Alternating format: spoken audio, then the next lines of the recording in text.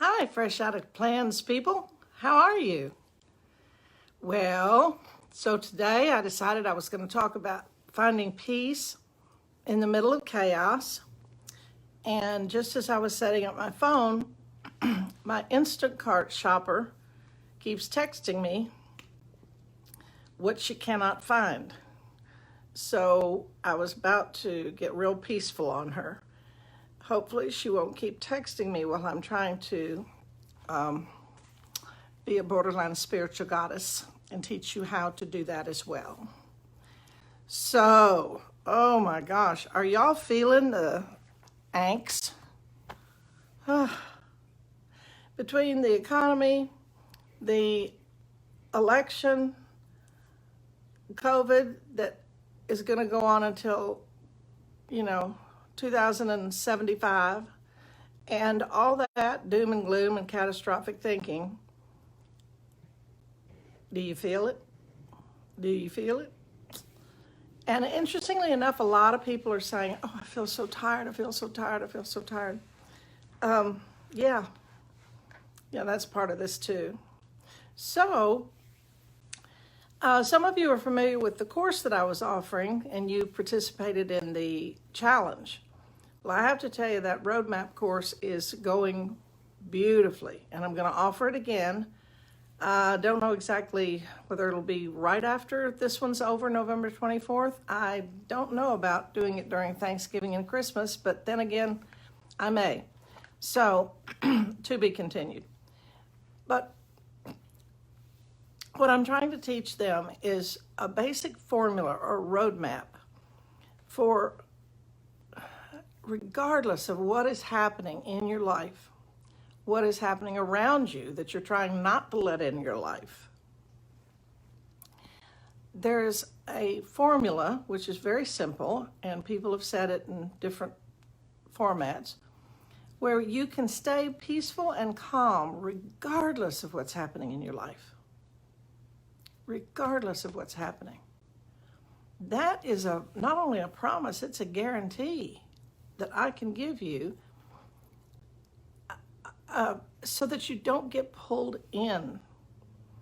Now, many of you have done a lot of work on yourselves so you don't get pulled into people, places, and things. But it's so easy. And even when you're trying to live by spiritual means and have love be your basic way of communicating, we are human, and we're walking between two worlds. We're walking between our humanity and our divinity. The way I explain it to my grandchildren is that we all have basically four parts to us. We have the physical part, which is, the part that we have to take care of. We live in a physical body. It's our vehicle, and so we have to take care of it. It's fallible. It gets sick. It breaks. It's not supposed to last forever. But that's only one aspect. Then we have our feelings. And in some people, those are really exacerbated. They're huge. They're bigger than usual. And in other people, they're very muted. But those come out of our heart. We can't prove them. We can talk about them, we can describe them, but it's not like the physical body where we can say, here's a hand. You can't say, oh, and here's love. Here's how I feel love. Another part is the action part. So that's the part that we do, and we get into human doing instead of human being. The part that gets us into the most trouble is the thinking part. Yes, and those are all the old stories and all the old doom and gloom, and that's what we can get dragged into real easily. But the part that we forget about is this invisible part. Now, the way I explain it to my grandkids is that's that part of you that is a piece of the Creator. So if the Creator's the ocean, you are a little bucketful of the ocean. and so am I, and so is the next person. And so it's that invisible part that we forget. I call that birth amnesia. When we slide out of our mama's womb into this realm, we're going to die if we don't look outside of ourselves and get our needs met. We know that. It's called, staying alive.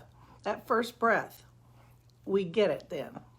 So it's normal and natural that we keep looking at externals. So, it's like, I don't, excuse me, I don't need a language.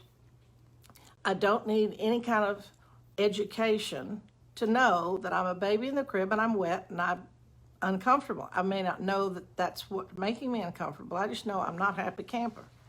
So I know how to get my needs met, and I look outside myself to do that. Well, we do that just to stay alive. It's just survival. And then our culture these days, oh man, our culture tells us there's got to be something out there that we can patch on, and then we'll be okay. We'll either be okay or we'll feel okay. We'll be able to do okay. So we're constantly going out and trying to find it, the great it, and patch it on ourselves. When what we've got to do is turn our eyeglasses inside and go look and say, where is that piece of me that is invisible that created me out of itself when I was in the womb? Yes, we borrow DNA from certain people in order to get here. But before that, at the dawn of creation of me, of you, it's this thing that creates everything, creates me and you out of itself. And so to go back in and say, who is and how do I remain in conscious contact with this larger invisible part? We can do it if we're doing yoga, we can do it if we're in a prayer, we can do it, but can we sustain it? And that's the part, that's the goal. Can we sustain this conscious contact with the invisible? And we do that by certain practices. So ask yourself, what spiritual practices am I using? And are they compartmentalized so that they're over here somewhere and doesn't really apply to what's happening in my life unless I'm really, really hysterical about something? It's how can I remain in that conscious contact where my will and the great will are communicating telepathically, intuitively, however it is that you connect with this power. And once that's established, that's where the peace comes from. So what I'm beginning to teach is that first you got to take a look at what is this stuff I'm telling myself in my head? What is this catastrophic stuff that I'm telling myself? And am I buying into the culture and the doom and the gloom and right now it's doom and gloom, but it can be, oh, I need the next thing. I need this. I need that. I can't live unless I have, the next whatever. It's all that external stuff. And then we think, oh, I forgot. I was going to pray. Oh, I forgot. I was going to do some yoga or something to get me clear. Well, practice. It's called spiritual practices. It's not something that you do every day. It's not something that you know how to do. It becomes more intuitive. So when you say, oh, I meant to pray about that. Oh, I meant to get quiet or I meant to journal about that. Don't worry about it. You'll have another opportunity to do that. So it's practicing different ways of staying in conscious contact with this higher being. When we look inside and we begin to establish that, then we can, it counteracts these human thinking, this human catastrophic or I'm not good enough or they've got more, or all that competition and that really insanity. And some days that is so big and so strong that we couldn't find God with a search warrant. I'm from Texas, that's where that comes from. Anyway, and so that's when we have to reach out to God with skin on, which is the third piece of this puzzle, the community. Not so they give us a bunch of advice. Ooh, I don't know about you, but nothing like, I don't want you to tell me what to do. It just makes me madder. I get a resentment, and then I'm in a worse hole than I was before. But somebody that can hold up a mirror and help me see what my thinking is rather crazy or distorted, or I'm way out in the future, or I'm back in 1900 trying to figure out how to refashion history. And that person can help me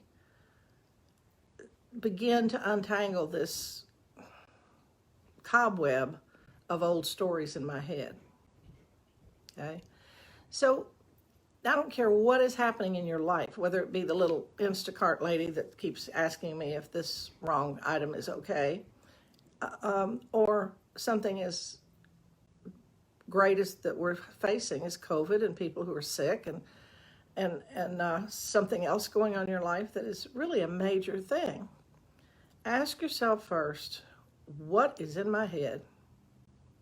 Am I in the future? Am I in the past? You know, and I've told you all this before. When you got one foot in the future, one foot in the past, you're peeing on the present. Yeah, is that what you want to do? So what is going on in my head? What do I need to get rid of? I need to haul this thing back, get out of the past, and then how do I practice? What do I need to do right this minute as a practice to connect spiritually? And then, do I pull in my God with Spirit group that I can count on? Or maybe I even need to do that before I try to find this God that's elusive to me today. But those three components, though, that will stand you in great stead. Where did that stupid line come from? Let me say it like normal people do. Use those three tools, and you will be pulled back into the present, where you can actually find some peace no matter what is happening around you. I guarantee it. I finally have learned how to do that. Not all the time. I don't pretend to be, ascended, but I can withdraw from the chaos and find some peace. Okay. So before I go, I want to take one of my little affirmation cards, and I want to pull one, and let's see what the universe is telling me today that might help me. See, this is a practice. You don't have to be sitting on a pillow on some mountaintop in an Om position. A practice can be just stop and say, I'm not in charge of the world. Everything is okay. That's a practice. Another practice is if something comes up in my head and you say, oh, yes, there you are again. You're an old idea. Goodbye. So let's pull a card and see what it has to say. Yeah, somebody says, sometimes I get the past, the present confused together. Yes, but if you'll stop and say, wait a minute, what's the thinking? It all starts with the thinking. What am I telling myself? Oh, what's happening today is exactly like it happened back there in 1922, and it's all going to turn out the same, and da-da-da-da-da. So there you're getting the past and the present all mixed up together. Oh, this just popped in my head. I did that when I was first told I had cancer. And I immediately, everything that went into my head was, I'm going to experience what my mother did. And every time they tried to do chemo on her, threw her into the ICU. She couldn't do it. Of course, back in those days, they probably didn't really know what they were doing either way. So I I couldn't even articulate that. I was just sitting in the office. My sister was there, and the doctor was telling me this, and I was in shock and was, feeling all these feelings and starting to cry. And my sister could see that, so she was getting all the clinical information, medical information from the doctor because I couldn't process it. And then the doctor said something very grounding. She was my community that day. She said, "You do not have your mother's cancer. Your experience will be your experience. We know more than we did." That freed me. Now, I had other concerns that I talked to her about, but it was like, oh, yeah, we're not living back then, are we? And then, when you get too far out in the future, an exercise that I'm teaching the gals in the course is get out a sheet of paper. I don't care where you are. Pick up a piece of mail, write it on your arm. I don't care what you do. You start out with, if blank, then blank. So it starts out, if A, then B, and then if B, then C. And you'll get to your insane thinking, and by the end of it, you'll think, oh, for pity's sake, how silly have I been? Yep. All right, so let's see what the universe, I have shuffled these and shuffled these, so let's pull out a card and let's see what it says. I love it, I love it, I love it. Very simple little thing. It's by a lady by the name of Florence Shinn. She was one of the ones that really turned my thinking around. Wrote a book in the 1930s called The Game of Life and How to Play It.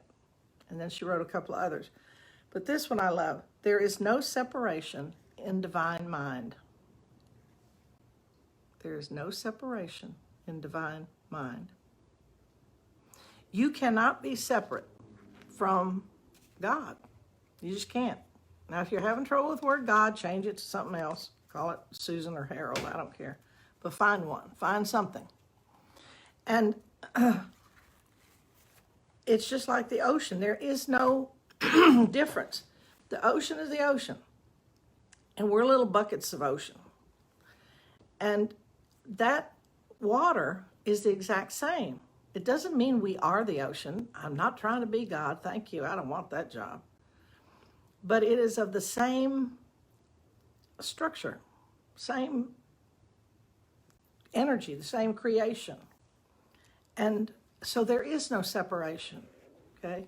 So we can, people always go around saying, oh, I've got to find God, I've got to find God. No, you don't. Stand still and remember being connected to this. You want to know why we have that horrible feeling sometimes, that hole that we can't fill up? We try to. We fill it up with drugs, sex, rock and roll, Oreo cookies, Diet Coke, and today I wanted lemon pie. So I would have put that in there. And all that works for a minute, but afterward it doesn't. And it's because nothing fills that hole up but remembering where we came from. We have an umbilical cord that connects us to our human mother. We have this hole in our soul, this invisible hole that connects us to our originator, our creator.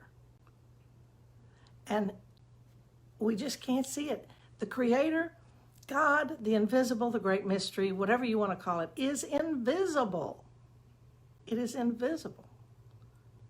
And that's what makes it hard for us, because once we come out of that state and we come into this and make our transition here, it's just so hard to remember. We have what I call birth amnesia. But we change forms, but we don't get disconnected. When we're in our mother's womb and we're floating around in liquid and breathing through and eating through a tube and developing over a period of time into this form, we're totally different. We make our transition here. And then we'll make our transition to the next place. And everybody has an idea of what that is. We cannot be disconnected, and we cannot die. Our energy doesn't die. It changes form. Just like the lake that gets frozen.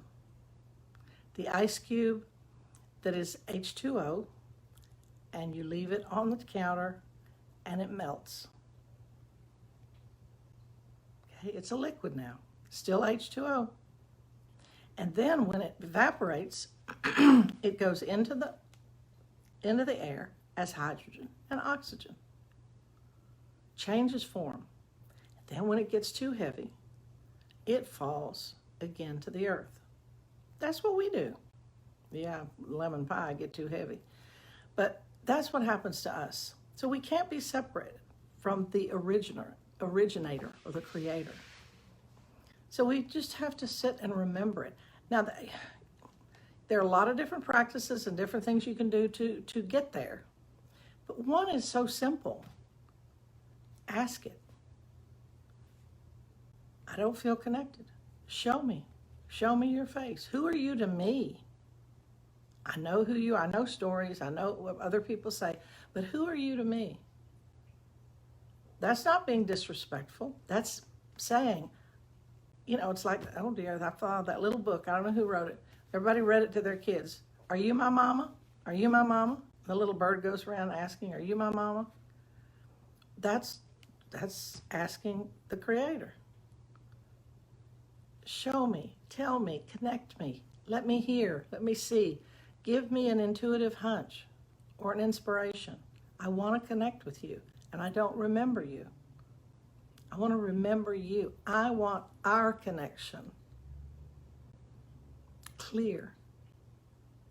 Now, I'm saying it a little bit more reverently. I didn't do that at the beginning when I was so angry. I would say, who are you to me? I know the stories. Who are you to me? Show yourself. And then I would be really irreverent, and I would say, well, okay, so, you showed Moses a burning bush, so I need a burning bush right now, too. And whatever this thing is that we call God, it's just love. It didn't tell me, oh, you're being real rude now, Jeanie. I knew I was being rude, but I got an answer. And I have a power in my life today that I take to the bank. It's going to have to do something to the bank. It knows it. That's why I say sometimes, hello, you put me in the spiritual realm, and we have to operate out of money, and we got to operate out of a body that works. So, hello, I need some help. Anyway, it made you exactly the way you are, and it made me just as feisty and funny as, so, who am I going to try to be something different in front of this creator that created me? Oh, please. It knows everything I've ever done. Everybody I've ever slept with. Everything I've ever thought. So stop trying to be so spiritual that you're no earthly good. I've yapped on long enough. I love you. There's not a damn thing you can do about it. Have a good day, and pull back in from the chaos between now and probably January 20th. Don't let it get to you. Get the thoughts out, connect with your higher power, and connect with a community that loves you. Doesn't advise you and tell you what you should do. Loves you and supports you. I love you. And there ain't a damn thing you can do about it. Until the next time, adios.